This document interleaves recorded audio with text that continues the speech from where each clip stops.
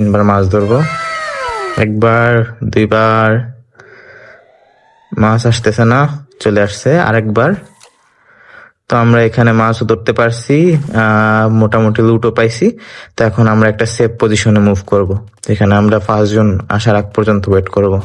ठीक है বাম समरिया। পাশে ওইদিকে জোনের কর্নার একটা বাড়ি আছে, ওদিকে মুভ করতেছি।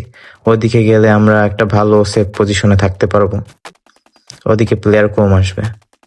তো আমরা এখন এই বাড়িতে চলে আসছি, এন্ড এই বাড়িতে আমরা একটা ভালো পজিশন নেব যেখানে আমাদের কোনো প্লেয়ার দূরের থেকে মারতে পারবে না। তো আমাদের একটা ভালো পজিশন নিতে হবে। এখানে আমরা গ্যারিনার মেশিন পাইলাম, তো গ্যারিনার মেশিন আমরা লাগাই দেবো, এটা এনিমিতে ড্যামেজ দিবে। তো এখন আরো একটা পাইছি, তো আমরা 2টা লাগাই দেবো মেশিন।